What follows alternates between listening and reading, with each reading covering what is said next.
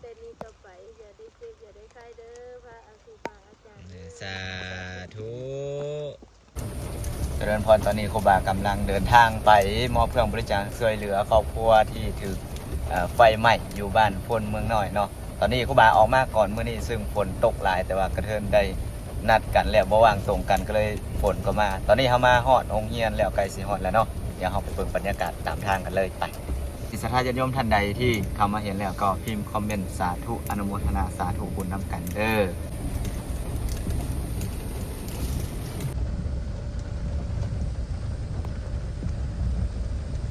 บรรยากาศงามธรรมชาติฝนลงมา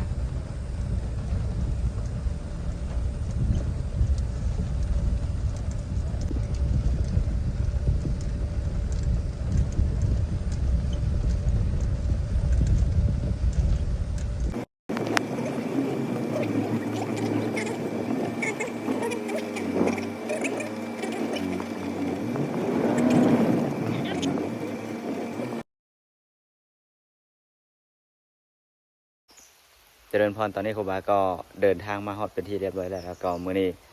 มีญาทานพันมหาวิทยาลัยเจ้าคณะเมืองคำเกิดพร้อมด้วยครูบาอาจารย์วัดแสนอุดมวัดพลแพงและก็วัดป่าพานางห้องได้มาถึงเรียบร้อยแล้วเนาะกำลังบริจาคเครื่องของให้กับครอบครัวผู้ที่ถูกไฟไหม้อยู่บ้านคนเมืองน้อยเด้อเดี๋ยวเอาไปเบิ่งบรรยากาศกันเลยไปเจริญพรตอนนี้ทั้งครูบาพร้อมด้วยคณะครูบาอาจารย์ก็กำลังบริจาคของเล็กๆน้อยๆให้กับครอบครัวผู้ที่ถูกไฟไหม้อยู่บ้านคนเมืองน้อยเนาะโดยมื้อนี้ก็มีทางวัดป่าพานางห้องวัดอุดมวัดพลแพงมาพร้อมด้วยญาติท่านท่านมหาวิทยาลัยเจ้าคณะเมืองคำเกิดได้มีปัจจัยเล็กๆน้อยๆแล้วก็มีเครื่องของบริจาคบ่น้อยนะอะไรเนาะมันเป็นเครื่องอุปโภคบริโภค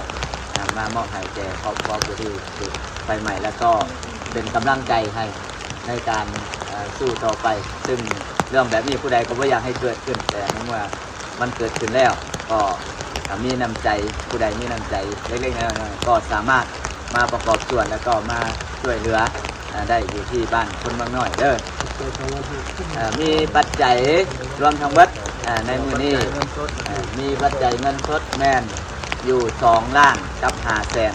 ที่ครูบาอาจารย์รวมกันแล้วก็มีเครื่องอุปโภคบริโภคที่จะมอบให้ต่างหน้ามอบโดยเจ้าคณะเมืองก็คืออัญญาท่านมหาวิทยาลัยนิมนต์ขน่อยสาธุ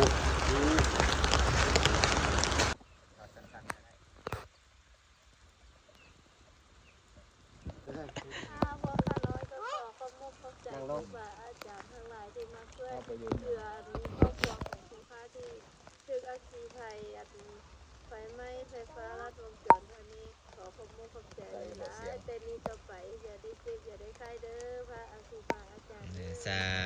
ธุในตอนนี้ก็พวกเรามอบเครื่องบริจาคให้กับครอบครัวเพิ่นเป็นที่เรียบร้อยแล้วเนาะ